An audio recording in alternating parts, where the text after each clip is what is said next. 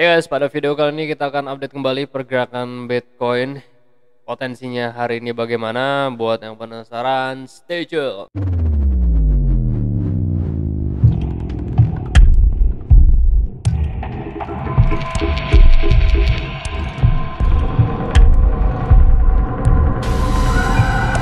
Hey guys, what's going on? Welcome back to Crypto Hell. Apa kabar semuanya? Semoga kalian baik-baik aja. Masih kembali lagi dengan gua Fai Muhammad di Crypto fucking Hell. Hari ini belum ada pergerakan signifikan ya dari Bitcoin, masih same old berada pada fase yang sama. Cuma kita hari melihat aja bagaimana potensinya pagi ini. Nah, sebelumnya gua mau ingetin teman-teman, CoinMarketCap ini sekarang ada satu menu ya, ada satu fitur teman-teman bisa claim diamond setiap harinya yang teman-teman nantinya bisa tukarkan diamond ini menjadi sebuah NFT. Tinggal diklik aja langsung masuk ke reward.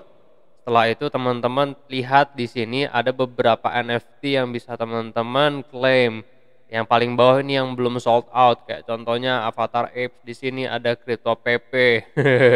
Terus ada Elon Musk yang kemarin-kemarin udah sold out, lalu di sini ada sold out. Nah, yang baru incoming itu yang Money Tree NFT loot box plus token pack, harganya 400 diamond. Nah, diamond ini tinggal teman-teman kumpulin, terus abis itu teman-teman bisa tukarkan dengan NFT yang memang akan keluar nantinya. Untuk teman-teman yang belum punya akun CoinMarketCap, bisa klik link di deskripsi dan teman-teman bisa claim diamond setiap harinya.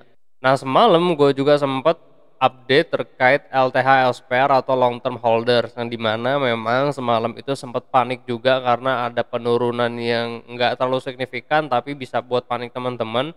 Nah, di sini teman-teman melihat bahwa matriksnya itu bergerak naik. Betul, memang kita bisa validasi bahwa semalam itu memang ada pergerakan transaksi jual dalam jumlah besar, dan ini adalah koin yang sudah di hold 2-5 tahun belakangan. Nah, ini koin tua sebenarnya. Nah, terus kita bisa validasi bahwa memang ada transaksi yang sudah tereksekusi itu dari UTSO count, bahwa memang kita lihat matriksnya pun dia bergerak naik, memang betul. Jadi kita bisa simpulkan memang ada transaksi jual yang tereksekusi kemarin. Tapi kalau kita lihat berdasarkan Bitcoin All Exchanges Reserve, kan ini masih jauh decreasing. Nah, di sini teman-teman bisa melihat ada perbedaan yang terjadi di antara harga Bitcoin dan supply yang tersedia di exchanges. Kan kita tahu juga ya, dalam beberapa hari terakhir ini harga Bitcoin itu bergerak sideways, tapi supply di exchanges itu menurun. Nah, sebagai contohnya kemarin gue juga sudah terangkan bahwa ada 19.000 BTC yang keluar dari Coinbase Pro. Nah, sementara pasokan menurun, kita mengharapkan harga itu segera melambung tinggi, tapi sampai saat ini kan belum terjadi apa-apa. Nah, kita masih akan melihat konsolidasi itu untuk beberapa waktu ke depan. Bisa aja beberapa hari atau bisa aja beberapa minggu. Nah, yang perlu diingat bahwa bulan ini itu ada Taproot upgrade ya. Kalau berdasarkan CoinMarketCap itu tanggal 15, cuma itu adalah deadline-nya. Yang biasanya terjadi di saat ada upgrade sistem seperti mainnet, hard fork, seperti itu ya. Kalau untuk Taproot sendiri, semoga ini bisa menjadi sebuah sentimen positif untuk Bitcoin sendiri agar harga BTC ini kembali melambung tinggi dan breakout dari level resistance-nya. Terus tanggal 2-3 November itu ada tapering announcements yang akan oleh Fed. Jadi kalau berdasarkan spekulasi gua, memang kali ini beberapa hari belakangan mayoritas investors itu menunggu terlebih dahulu dan menarik sebagian uangnya dari pasar. Maka dari itu kita bisa melihat memang pergerakan uang itu berkurang di beberapa hari belakangan. Nah, terus tanggal 4, tanggal 6 November itu ada deadline dari New Moon. Jadi teman-teman perhatikan, yang biasanya terjadi di saat New Moon itu terkoreksi. Cuma kita akan melihat dulu koreksinya bagaimana, karena beberapa kesempatan lalu kita melihat di saat New Moon itu BTC terkoreksi kecil tapi pada time frame besar masuknya terkonsolidasi. Jadi nggak perlu ada yang dikhawatirkan, tinggal kita lihat aja beberapa level support yang perlu kita perhatikan. Nah, setelah masuk new moon tanggal 11 sampai tanggal 14 itu adalah deadline dari first quarter-nya. Kita berharap tanggal 14-an itu BTC dan cryptocurrency lainnya mulai recovery dari level support-nya. Nah, ini adalah SSR, Stable Coin Supply Ratio, yang dimana kita bisa melihat bahwa value-nya ini menurun dan biasanya ini adalah pertanda baik atau pertanda bullish trend yang masih mendominasi. Jadi perhatikan garis warna merah pada indikator guys ya di sini.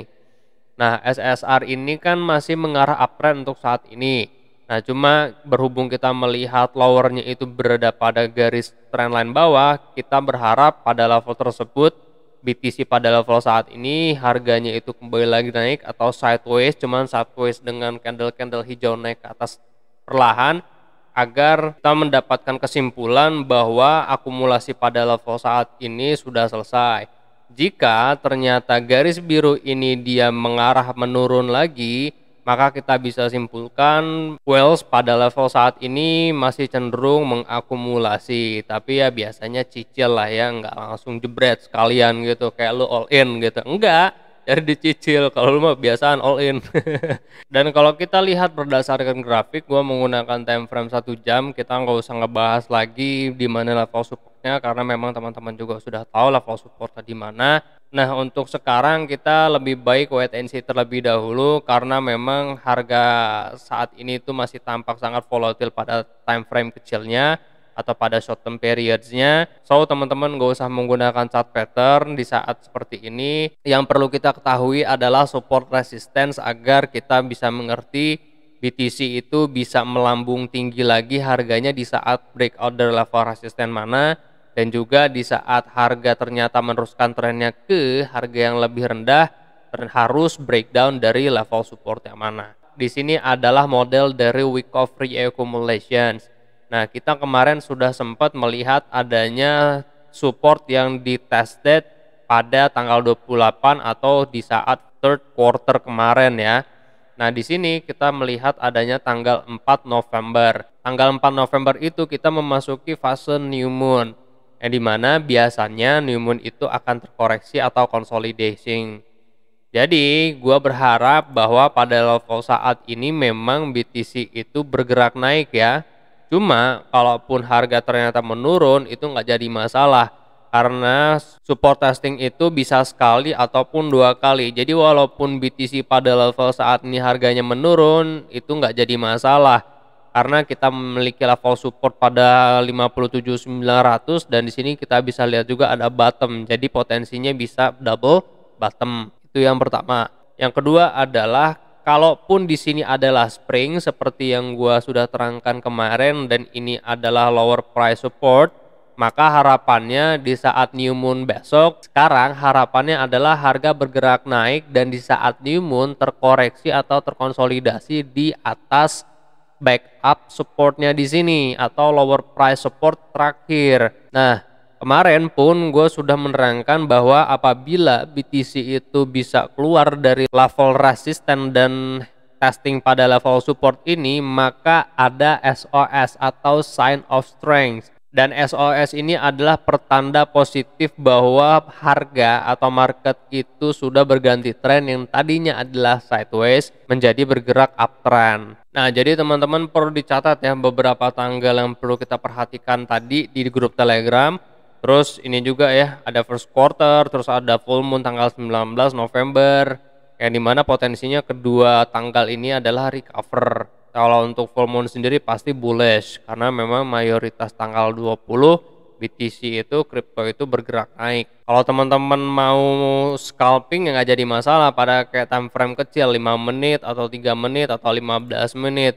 Cuma kalau untuk yang long term holders atau swing traders, kan kemarin gua menyarankan kita entry pointnya di sini ya, dan sudah terrealisasi. Sekarang tinggal diatur aja stop lossnya guys, biar teman-teman nggak was-was juga kalau mau ninggalin asetnya.